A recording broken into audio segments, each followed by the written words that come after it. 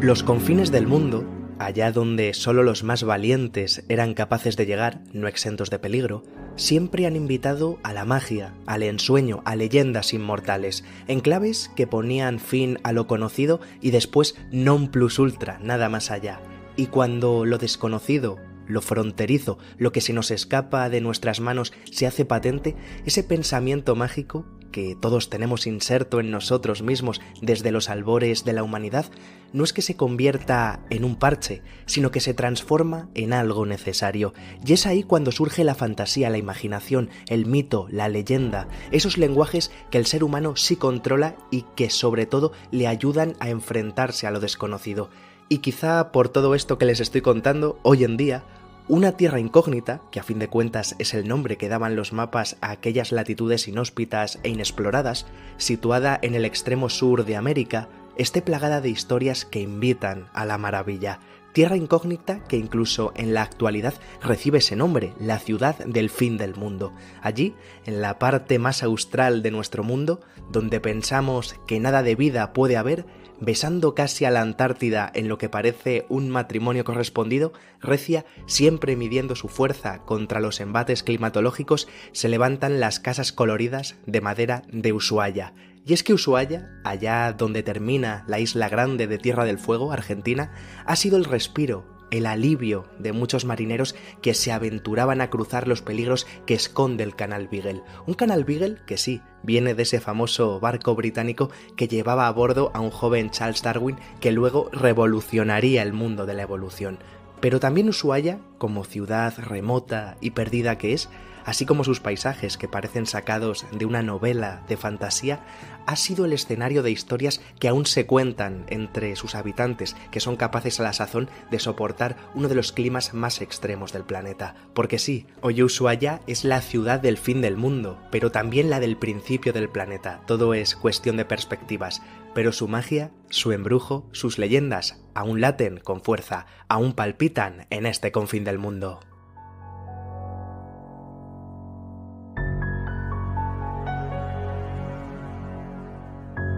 Leyendas de Ushuaia, relatos mágicos en la ciudad del fin del mundo que nos ayudan en todo caso a sumergirnos en su pasado, desde el que nos remite a los primeros pobladores de estas tierras fueguinas de Argentina, hasta las que nos hablan de recuerdos funestos, donde el sufrimiento y donde los ecos de angustias y tribulaciones pues están condenados a estar presentes como una reverberación en la eternidad. Pero también hay lugares en Ushuaia donde lo imposible, según viejas leyendas, en ocasiones es posible. Y solo por estos alicientes, en un mundo donde ya nadie cree en la magia, ya merece la pena viajar a estas tierras gélidas, difíciles de vivir sí, pero con un encanto y con un aura totalmente incomparables.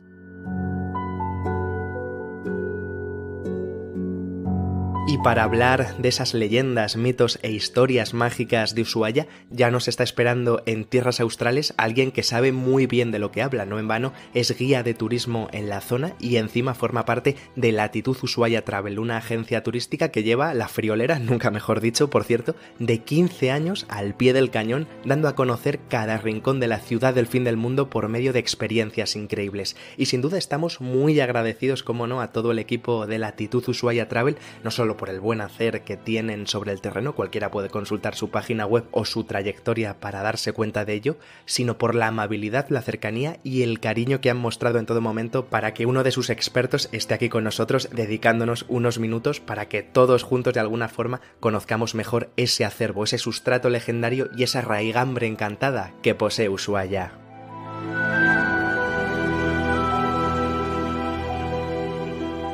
Y como decía, ya nos está escuchando en Ushuaia Franco Navarrete. Franco, un placer saludarte desde aquí, desde España.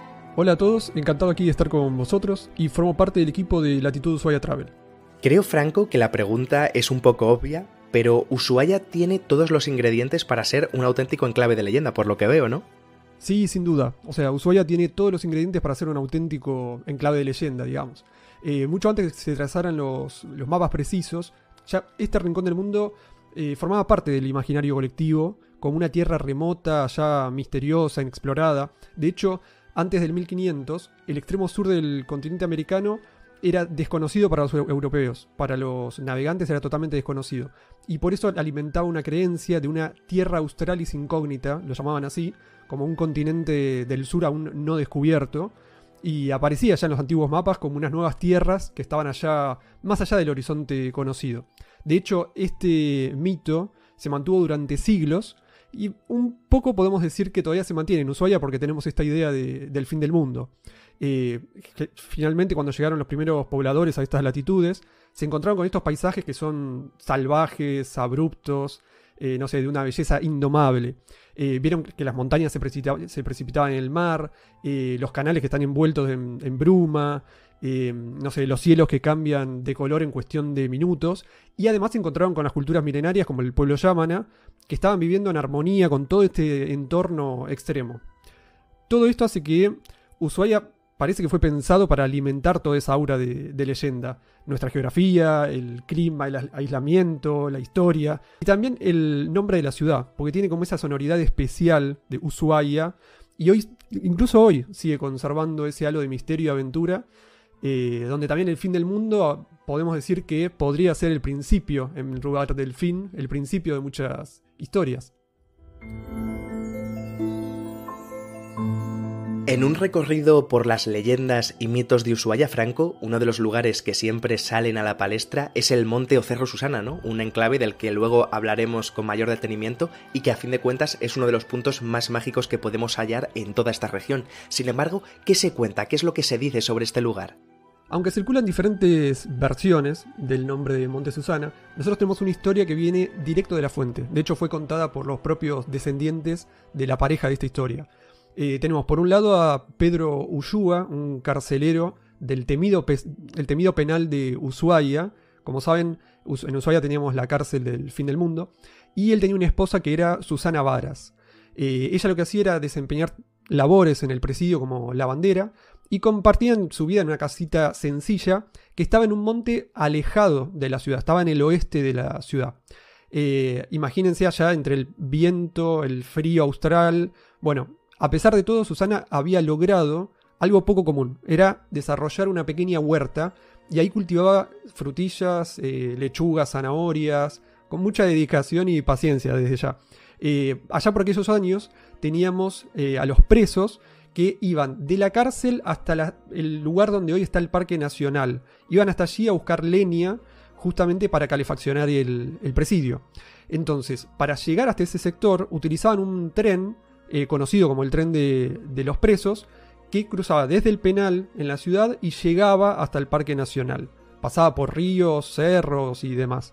De hecho, el tren hoy es el que se conoce como tren del fin del mundo, que hace un recorrido similar al original, un poquito más corto, pero es similar e incluso las personas pueden comprar un ticket, subirse al tren y recorrer unos 7 kilómetros aproximadamente.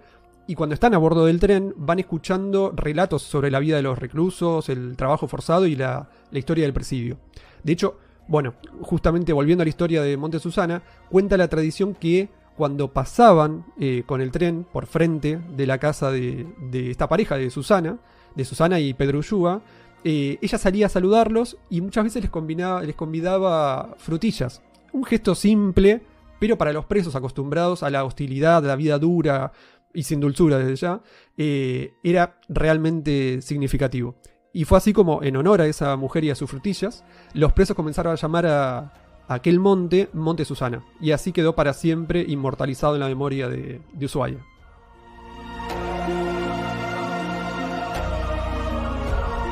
Mientras te escucho, Franco, estoy aquí viendo unas fotografías de Ushuaia y la verdad que es completamente increíble todo su alrededor en sí. Por ejemplo, estoy viendo aquí una imagen del San Christopher, un barco estadounidense de la Segunda Guerra Mundial, ¿no? Que incluso estuvo en el desembarco de Normandía y que después va a servir para el contrabando. Así que nada, naufraga y encalla en Ushuaia y allí sigue desde hace décadas a la vista de todo el mundo, ¿no? Pero fíjate, hay un lugar que es el faro de Les Éclaireurs, también conocido como el faro del fin del mundo, que también esconde alguna que otra leyenda, ¿no, Franco? Sí, totalmente. Ushuaia tiene un entorno natural que es salido de un cuento. Y entre los iconos emblemáticos de Ushuaia está el famoso faro Les Éclaireurs, que muchas veces es llamado erróneamente el faro del fin del mundo. Es más, generalmente llamado El faro del fin del mundo. Pero es una confusión. Y esto se debe a la antigua novela de El faro del fin del mundo de Julio Verne. Y aunque está inspirada en esta región, en realidad se sitúa en la isla de los Estados, que es una isla que está al este del canal Beagle. La novela es de 1901 y fue publicada en forma póstuma. Y bueno, relata la historia de un faro que está aislado en una isla desolada, que es atacado por piratas. De hecho hay un naufragio, luchan por sobrevivir, por protegerlo. Es una historia totalmente de soledad y resistencia, coraje y elementos que fusionan a la propia identidad fueguina.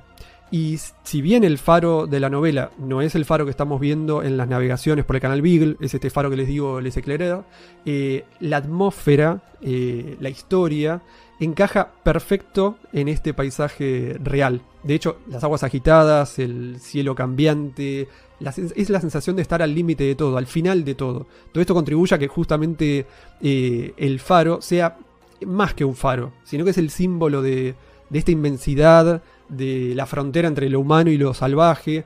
Digamos que es la postal mítica que todo turista quiere tener del fin del mundo. Y de hecho en las ferias internacionales de turismo, cuando vamos, siempre el icono de Ushuaia, el emblema, es este famoso faro rojo y blanco, que si ponen Ushuaia en las redes o en internet, les va a aparecer automáticamente el faro.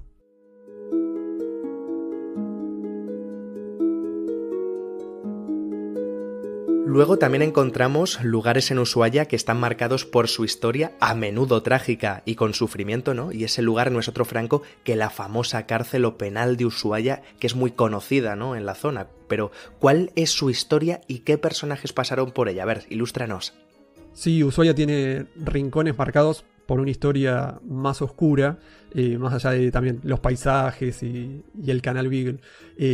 Uno de los emblemáticos lugares es el antiguo penal, es esa construcción imponente que la gente ve, que está en pleno centro al final de la calle San Martín, y que funcionó desde 1902 y por varias décadas albergó a los criminales más temidos del país y a presos políticos que eran enviados al extremo sur por cuestiones políticas desde ya, y a estos presos que eran criminales se elegían cuáles llevaban por su peligrosidad o bien para que tengan un castigo extremo.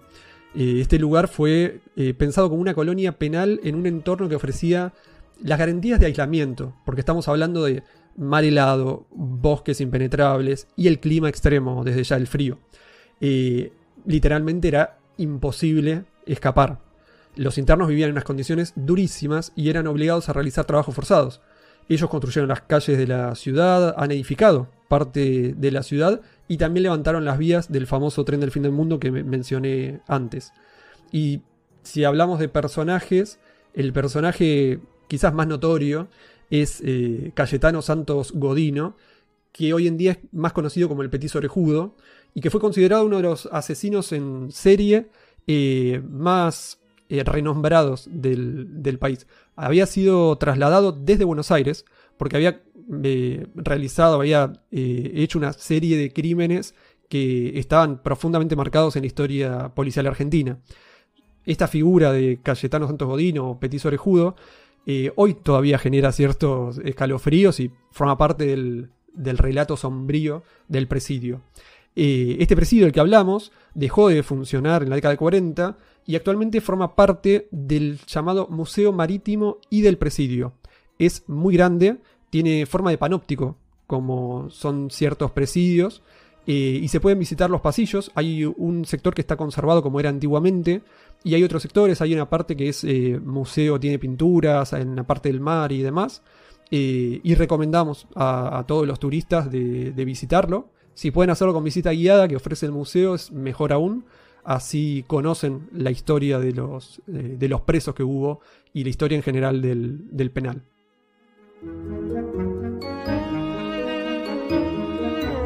Y ya que hablamos de personajes, ¿existe alguna leyenda sobre ellos, Franco? Porque he leído, por ejemplo, la historia de un tal Pipo que parece muy interesante así a primera vista. Hay muchos personajes conocidos, pero bueno, Pipo es uno de los más conocidos como el Petiso Orejudo, y la historia se cuenta generalmente en el presidio. Es A veces algunos lo califican como leyenda porque está entre lo real y lo mítico, y cada vez está un poco más borrosa la historia. Se dice que Pipo fue uno de esos pocos reclusos que lograron escapar del penal. Nadie sabe exactamente cómo es que lo hizo, pero en teoría logró evadir a los guardias y se internó en los bosques que rodean la ciudad. Desde ya debe haber atravesado los ríos helados, caminó entre montañas cubiertas de nieve y desapareció sin dejar rastro. O sea, jamás se encontró su cuerpo. Algunos aseguran que murió en el intento y no se encontró el cuerpo, y otros dicen que llegó a cruzar a Chile. Nosotros la Isla Grande de Tierra del Fuego la compartimos con Chile, o sea que habría cruzado la cordillera, y aseguran que vivió algunos años como un ermitaño, oculto entre los árboles. Lo cierto es que hoy el nombre quedó grabado en la geografía del lugar. El Valle del Pipo, o el Valle del Río Pipo como es conocido, es donde en parte de él corre el tren del fin del mundo, y ese nombre no es oficial, sino que es un homenaje no oficial. Es como decimos acá, es un guiño a aquel hombre que se atrevió a huir y desafiar toda la geografía. La historia esta sigue en el imaginario fueguino, porque a veces una fuga se convierte en libertad, otras veces puede ser una leyenda. Así que bueno, esa historia está todavía vigente.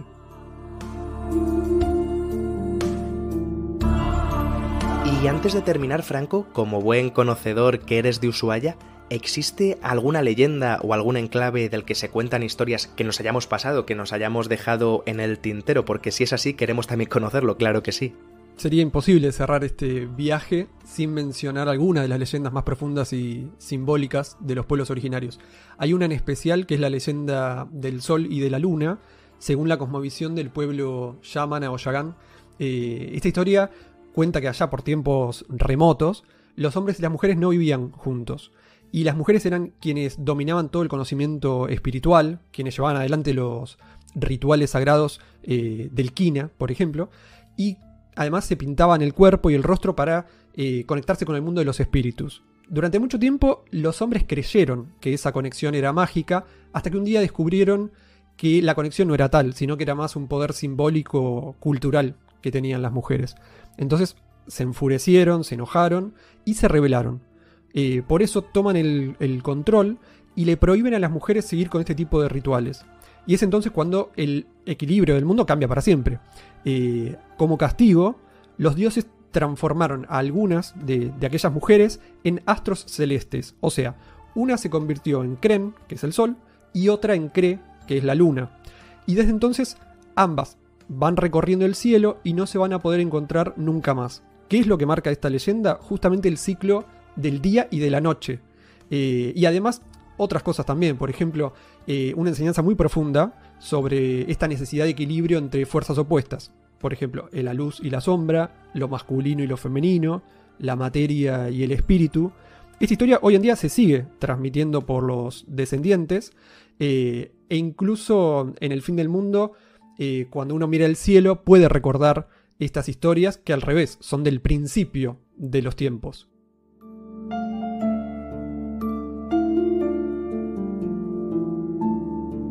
Una ambivalencia, una liminalidad que a fin de cuentas es lo que es Ushuaia en sí, ¿no? El fin, pero también el principio. Y eso, aunque de forma velada, lo muestra en sus leyendas. Leyendas que no son exageraciones, sino realidades ocultas que hay que saber leer entre líneas. Leyendas y enigmas de Ushuaia que Franco Navarrete, guía de Latitud Ushuaia Travel, nos ha explicado y nos ha contado como nadie. Así que, Franco, eternamente agradecidos, y ya sabes que esta es tu casa para lo que necesites y para lo que necesitéis. Un fuerte abrazo desde España, amigo mío. Muchas gracias por la entrevista, que me hayan permitido contar estas historias de Ushuaia que nos hablan de las leyendas y de cómo hoy en día perduran. Fue un placer estar con ustedes, así que muchas gracias nuevamente y los esperamos para conocer el fin del mundo o, como llamamos también, el principio de todo.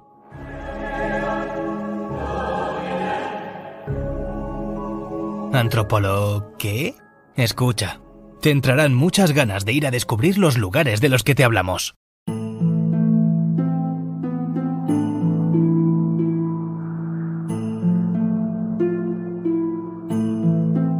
Estás escuchando Enclaves de Leyenda.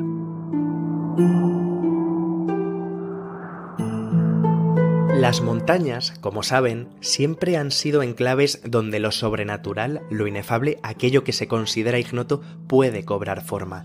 Era el lugar perfecto para los antiguos en el que comunicarse con los dioses celestes, la parte más alta, el punto más cercano para entrar en contacto con la divinidad. Y si encima estas montañas tenían cuevas, mejor que mejor, porque del modo que las montañas comunicaban con las deidades del cielo, las cavernas lo hacían pero con los dioses terrestres, normalmente femeninos además. Y es que la cueva era vista como el angosto túnel que conducía al útero de la madre tierra, como diría el mitólogo Bruno Bettelheim. Por tanto, una montaña normalmente nevada, con una cueva incorporada, era el lugar idóneo, el enclave propicio para ser tildado de sagrado. Un cóctel mágico que además recuerda el viejo aforismo hermético de cómo es arriba es abajo, ¿no? Ese principio de correspondencia que hallamos en todos los sistemas de creencias universales. Y estos ingredientes los hallamos en un punto en concreto de Ushuaia, un auténtico monte de leyenda que abandera el acervo mágico del fin del mundo.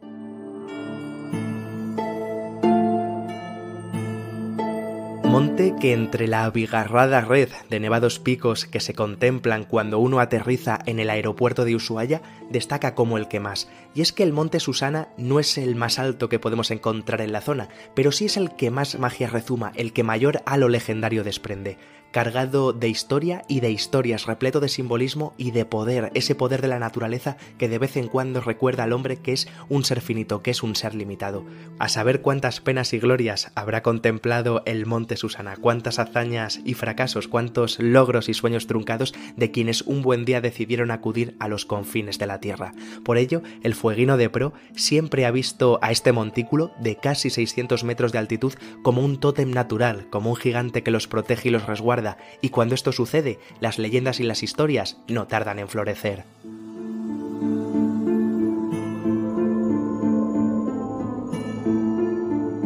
Historias y leyendas del Monte Susana que estamos deseando que nos las cuente alguien que ya nos está esperando en la isla de la Tierra del Fuego desde la misma Ushuaia para hablarnos de este enclave legendario. Una montaña que además conoce bien. ¿Por qué? Porque como guía de turismo que es en toda la zona desde hace 10 años con su empresa Kami, conoce a la perfección todo ese acervo legendario de Ushuaia. Alguien que sabe muy bien de lo que habla y que ha podido investigar en primera persona todos los entresijos que esconde este Monte Susana. Un Monte Susana al que nos marchamos con su gran compañía.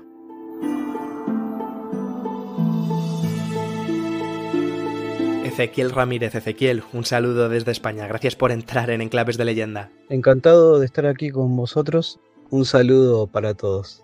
En primer lugar, Ezequiel, para quienes nunca hemos estado en Ushuaia, ¿cómo sería este cerro? ¿Cómo lo describirías? Y además estamos hablando de un enclave muy vinculado a lo que es la historia reciente de Argentina, ¿no? El Monte Susana se encuentra a 15 kilómetros del centro de la ciudad de Ushuaia. Es un monte particular, tiene una altura de unos 550-600 metros, que es justo donde llega el límite de vegetación en estas latitudes. Muy famoso por su historia relacionada al presidio, el presidio que funcionó desde el principio de 1900 hasta 1947, trasladaba a los penados desde la cárcel hasta el bosque que hoy es el Parque Nacional Tierra del Fuego, y su primer punto de parada era el Monte Susana. Ahí bajaba el primer convoy que realizaba trabajos forzados, básicamente la tala de árboles, ¿no? Que luego eran transportados nuevamente con el tren hacia la cárcel, donde se encontraba un aserradero, con lo que construían, digamos, los edificios y las primeras construcciones del pueblo.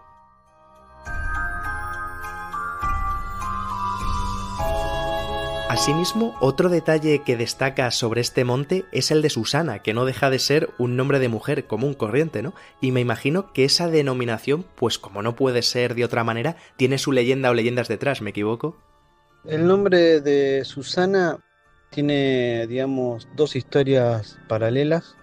Una que corresponde con el trabajo del presidio, ¿no? En ese lugar había refugios donde los presos almorzaban. Y bueno, lo que cuenta la historia es que la cocinera de ese lugar se llamaba Susana. Y otra historia completamente diferente, o tal vez se puede vincular, es que vivía una mujer con su hija en el monte, la cual la hija se llamaba Susana, que era golpeada por la madre, ¿no? Reiteradas veces. Y una vez, según lo que cuenta esta leyenda, que en una semana volvió todos los días con golpes a la casa, que no eran hechos por la madre, y la madre, asustada, le preguntó de dónde venían esos golpes que tenía, y ella le dijo, usted. Esa fue la última vez que habló la hija con la madre, ya que al otro día desapareció. No la encontraron. No la encontraron por mucho tiempo, hasta que se dice que la encontraron en el lago Fagnano, un lago que queda a 100 kilómetros de la ciudad de Ushuaia. Otros dicen que es otro lago que se llama Lago Susana, cerca del monte. Esa es posiblemente la más real. El caso es que cuando la encontraron la velaron, y los únicos que estuvieron en el velatorio fue el cura y la madre. Al tiempo, los pobladores trataron de encontrar a la madre y nunca encontraron la casa, y en el lugar donde está la casa encontraron una cueva. Y lo que se dice es que esa cueva, cuando uno entra con una linterna que está prendida, se apaga, y cuando está apagada se enciende. Esa es la leyenda del monte Susana y de la cueva, ¿no?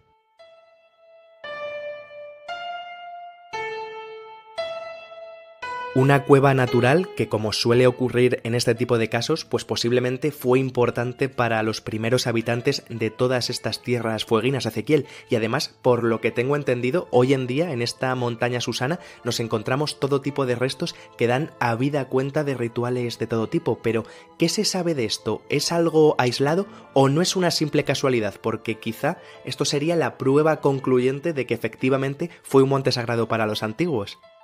Sí, en el monte, más precisamente en la entrada de la cueva, generalmente se encuentran algunos objetos que dan cuenta de rituales, porque se dice que tiene un magnetismo especial la cueva, más que nada por los materiales, ¿no? Mucho cobre y bueno, muchos metales pesados, ¿no?, que se encuentran ahí. Fue también una mina de oro y cobre. Detalle el de los materiales y minerales que en ella hay, que aumentan ese aura sagrado del Monte Susana, un Monte Susana que hemos conocido con Ezequiel Ramírez de Cami Turismo. Ezequiel, un fuerte abrazo y muchísimas gracias por dedicarnos parte de tu tiempo. Bueno, ha sido un placer compartir esta información con ustedes, y bueno, los invito a conocer el fin del mundo, Ushuaia, fin del mundo o principio de todo. Muchas gracias. Enclaves de leyenda. Descubre la historia, las leyendas y la música como nunca antes te lo habían contado.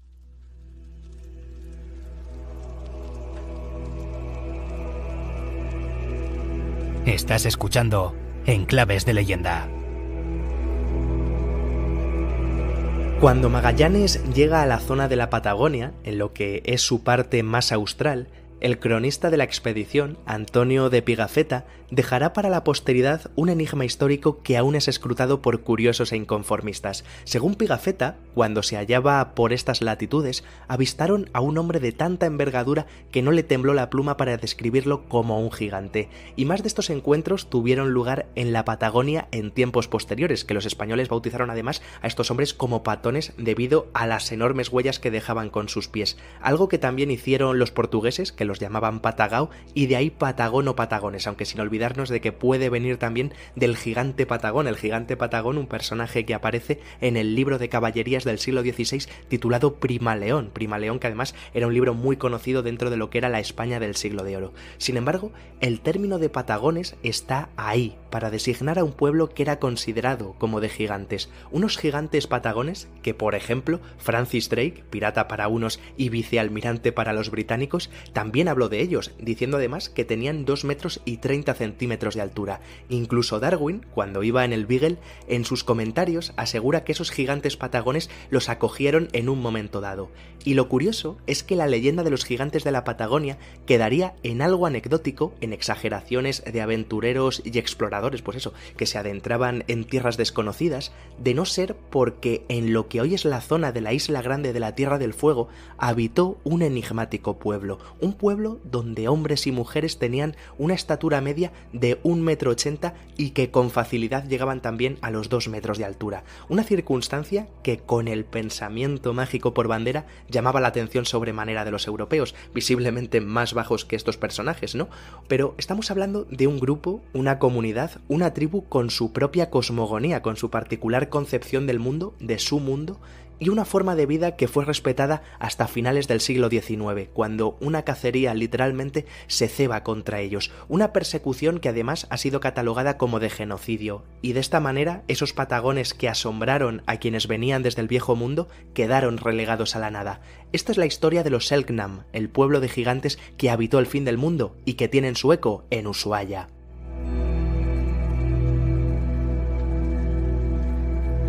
Porque los Selknam, aparte de otros pueblos nativos como los Yámanas, los Kaweskar o los Haus, habitaron estas latitudes. Pero lo que hoy es Ushuaia fue tierra ancestral, sagrada de los primeros. Unos Selknams que tenían sus propias costumbres, su propia vestimenta, su propia cotidianeidad y, cómo no, sus propios mitos y leyendas.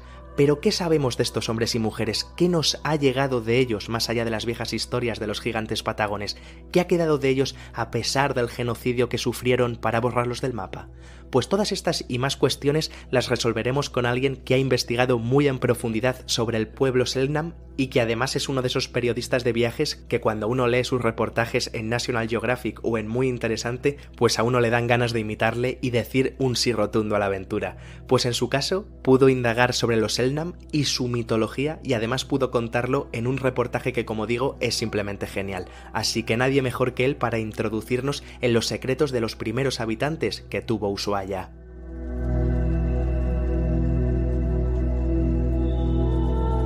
Y en este caso, en México, ya nos está esperando Eric Pinedo. Eric, un saludo, encantado de poder charlar contigo un rato. Hola, ¿qué tal? Un placer estar aquí. En primer lugar, Eric, para situarnos un poco, ¿quiénes eran los Selknam y dónde vivían? Para ir entrando un poco en calor, ya que estamos hablando de Ushuaia. Los Selknam también eran conocidos como Onas. Fueron un pueblo indígena originario de la Isla Grande de Tierra del Fuego, en el extremo más austral de nuestro continente, que hoy es territorio patagónico, que se divide entre Argentina y Chile. Su historia y su cosmovisión quedaron marcadas por una relación muy, muy fuerte con el entorno tan hostil en el que vivían, porque bueno, en este territorio las temperaturas llegan a ser muy, muy bajas, el viento muy fuerte, casi no crece vegetación. Es un entorno muy hostil para sobrevivir, pero pues ellos supieron adaptarse también a lo largo de milenios, gracias a que eran un pueblo nómada, principalmente dedicado a la caza de guanacos, de zorros, de aves, de otros animales que existían y existen todavía ahí en la región, así como a la recolección de frutos, de semillas, de hongos y de algunas hierbas que les servían también como medicina. Fue clave para su supervivencia el saberse mover según las estaciones del año. Ellos se desplazaban en familias, así que según las estaciones del año pues se iban moviendo de un territorio a otro, encontrando pues mejores características en el entorno para poder sobrevivir. Su cultura, igual que la de otros pueblos de la región, también había otros pueblos en la región patagónica, como los Haush y los Yaganés, también estaban profundamente arraigados ellos con la naturaleza y creían que los paisajes no solo eran espacios físicos, los paisajes naturales para ellos tenían una fuerte presencia de seres espirituales que influían en su vida cotidiana. Ellos basaban su organización social también pues en linajes, en mitos y en rituales que conectaban pues con las nuevas generaciones y así transmitían también los secretos de sus ancestros, ¿no? Iban transmitiendo su conocimiento de generación en generación a través de mitos y de cuentos, ¿no? que ellos compartían. Sin embargo, pues llegó el siglo XIX y su forma de vida cambió abruptamente gracias a la llegada de los colonos europeos, que trajeron ganadería, ¿no? También iban en búsqueda de oro, y pues también gracias a las políticas de exterminio de las nuevas naciones, tanto Argentina como Chile, llamadas la exploración del desierto, ¿no? Estas políticas de expansión y exterminio que pues llevaron a la desaparición, casi a la desaparición del pueblo Selknam en su totalidad en apenas unas pocas décadas. Unos Selknam que me imagino, Eric, que su día a día no era muy fácil, porque si hoy en zonas como Ushuaia o la Tierra del Fuego la vida es difícil en sí, no me quiero imaginar hace siglos.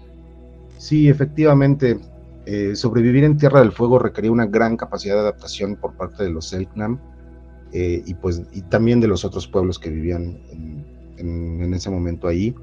En esta parte del mundo las temperaturas pueden descender hasta por debajo de los menos 10 grados centígrados.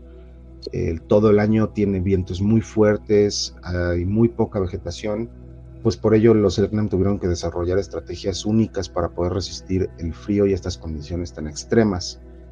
Como mencionaba, dependían principalmente de la caza, sobre todo del guanaco, que es esta llama, ¿no? Una especie de llama silvestre, cuya carne comían y también utilizaban su piel para fabricar sus vestimentas, sus huesos también para confeccionar herramientas, pero además también entre su dieta tenían muchas aves, raíces, hongos, mariscos también, al ser una tierra muy rica en productos marinos, ya que se encuentra entre los océanos Pacífico y Atlántico, ¿no? Los une por ahí muy cerca el canal de Beagle, un poco más abajo el paso de Drake, pero pues bueno, al ser una zona en la que convergen estos océanos, pues tiene también gran cantidad de productos marinos que los Selknam aprovechaban a lo largo de las costas.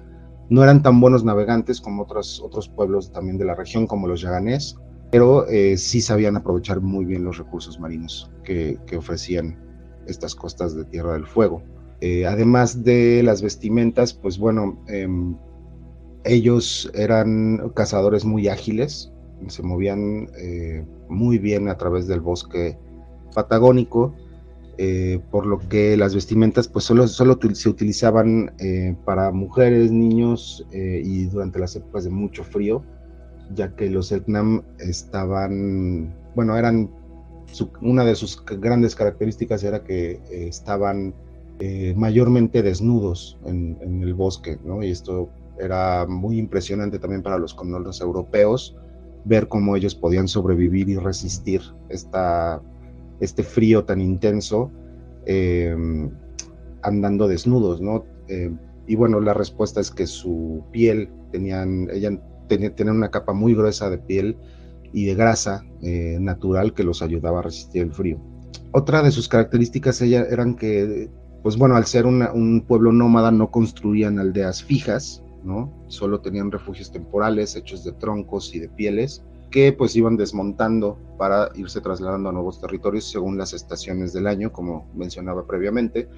Así que bueno, en conclusión, la vida así en este entorno hostil no solo requería la fortaleza física de los Selknam, sino también mucho conocimiento, ¿no? De los ritmos de la naturaleza y cómo se movía la naturaleza a lo largo del año para también aprovechar ciertos recursos y en ciertos momentos en ciertas regiones de Tierra del Fuego.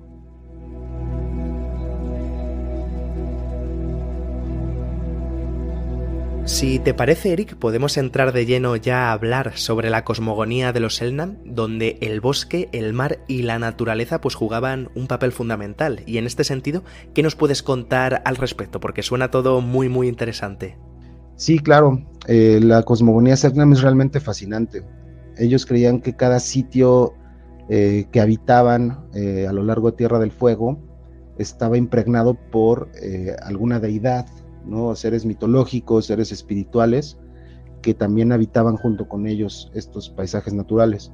Creían que el universo se dividía en cielos, en 4 cielos que llamaban Shoon. Cada cielo representaba a una estación del año o bien a un punto cardinal. Entonces, por ejemplo, al norte le llamaban Kamuk y estaba relacionado con la primavera y el verano. Al sur le llamaban Keikruk, que representaba el invierno. Al oeste le llamaban Kenenik, que representaba al otoño. Y al este, que era el más importante, el cielo más importante, le llamaban Wintek, donde sale el sol, y es el hogar de su deidad suprema, que llamaban Temaukel.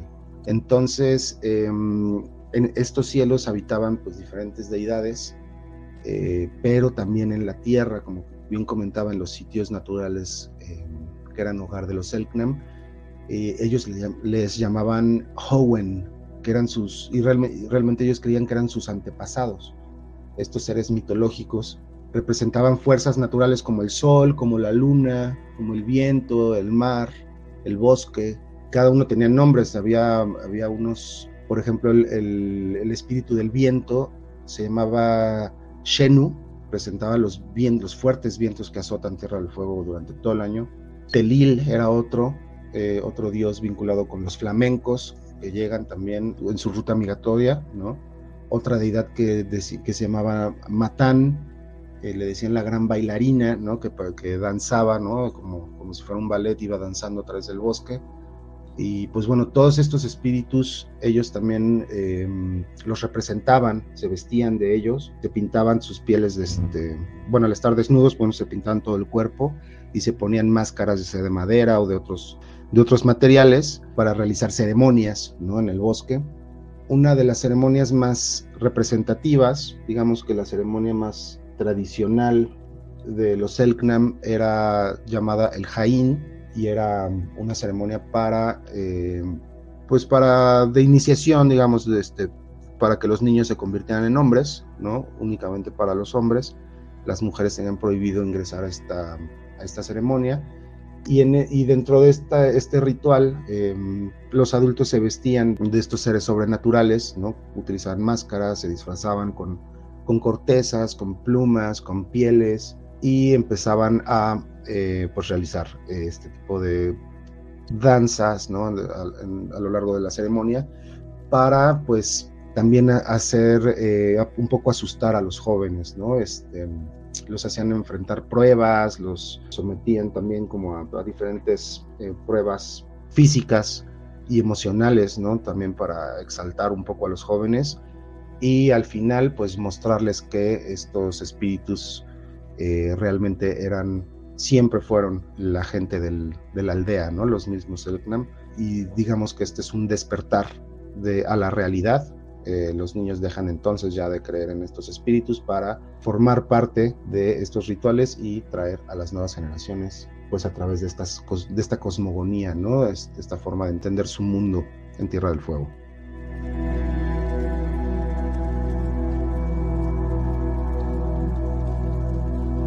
Pero si hay una historia que sobresale sobre los Selknam, sin duda es esa que nos habla de un origen mítico donde un personaje llamado Kre o Kri tiene un papel protagonista, un papel preponderante. Pero ¿en qué consiste esta historia? ¿En qué consiste este mito?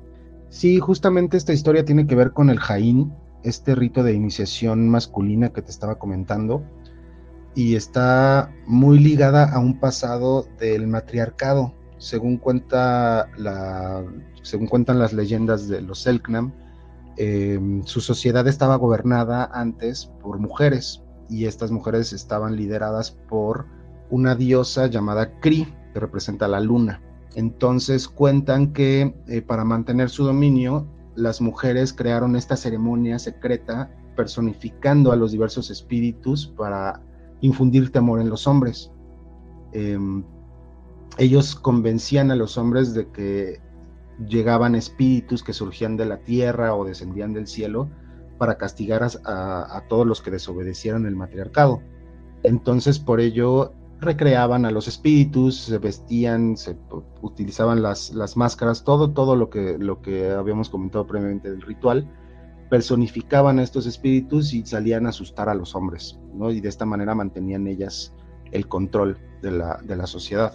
Sin embargo, todo esto terminó cuando el esposo de Cree descubre la verdad del ritual, cuando atrapa a su esposa limpiándose la pintura después de uno de estos rituales. El esposo de Cree sale enfurecido, le dice a los demás hombres y pues se organiza una matanza en la que solo sobreviven las mujeres que no sabían de este secreto. Todas las demás terminan siendo asesinadas y dicen que aquellas pocas que logran sobrevivir escapan y se transforman en animales en el bosque. Finalmente Cree huye herida, se levanta hacia el cielo, huye y se convierte en la luna, mientras que su esposo la persigue y se convierte en el sol. Entonces, desde entonces los hombres asumen el control del Jain, de este ritual, como una manera de reafirmar su dominio, y es por eso que también prohíben a las mujeres ser parte de este ritual. Se convierte en una ceremonia meramente masculina, como un rito de iniciación.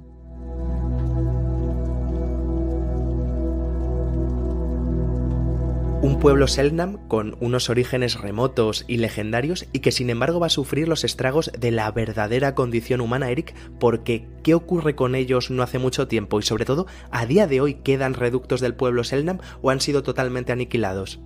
El destino de los Selknam fue realmente trágico.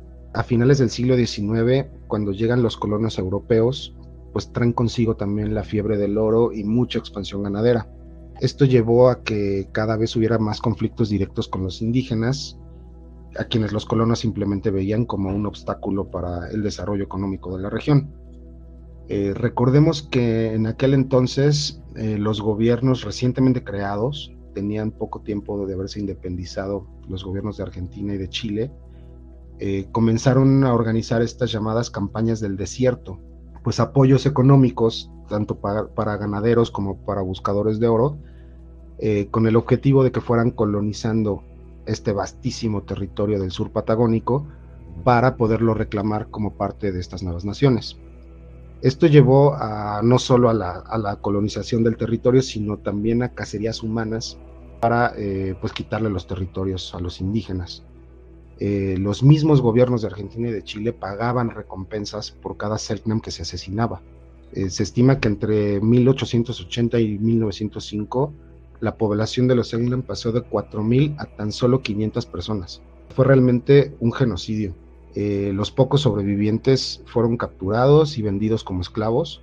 Incluso algunos fueron enviados a estas llamadas misiones salesianas, los famosos zoológicos humanos en Europa, ¿no? En muchas capitales de Europa, donde exhibían como animales a estas personas que finalmente pues terminaban sucumbiendo a enfermedades europeas, ¿no?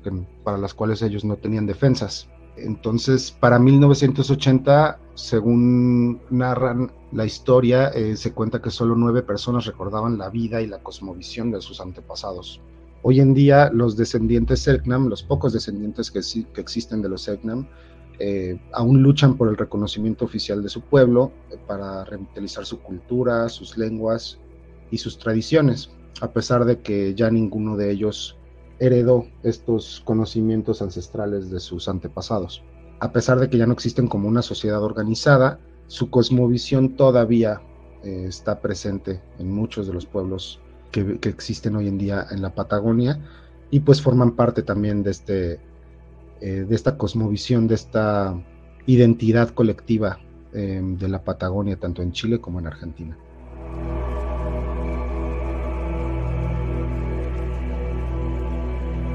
Cosmovisión, mitos, leyendas de un pueblo que habitó el fin del mundo, que los europeos vieron como gigantes y que aquí hemos conocido junto con alguien que ha podido investigar y seguir in situ la pista del pueblo Selknam. Eric Pinedo, Eric, un placer haberte tenido con nosotros y nada, espero que sigas trayéndonos estas historias en el futuro. Un fuerte abrazo, compañero. Al contrario, muchas gracias por el espacio.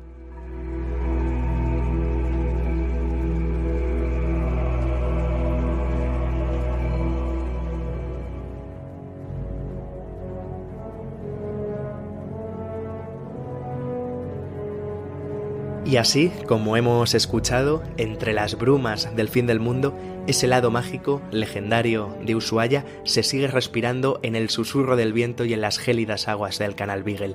Aquí, donde se acaban los mapas y la tierra se rinde a lo desconocido, donde en definitiva uno podría pensar que todo termina, pero tal vez en esta ciudad que se asoma al abismo austral es también donde todo comienza, porque donde mueren las certezas nacen los mitos, donde el frío parece inmóvil, la imaginación y la fantasía arden por sí solas. ¿Y por qué? Porque Ushuaia no es solo una frontera geográfica, no es solo la ciudad del fin del mundo, es también una grieta en el alma, un confín por el que se cuelan historias que no buscan ser entendidas, sino sobre todo sentidas. Y quizá eso es lo que nos susurran sus leyendas, que el fin no es más que una puerta disfrazada, que todo lo que parece perdido lo único que está haciendo es esperar a ser encontrado, y que mientras haya quien contemple sus auroras boreales, quien se detenga ante sus montañas nevadas y quien siga dejando huellas en su manto blanco, ese legado mágico y legendario del que os estoy hablando que tiene Ushuaia seguirá muy vivo, porque en el fin del mundo también empieza el mundo. Un fuerte abrazo y hasta la próxima parada. En Claves de Leyenda.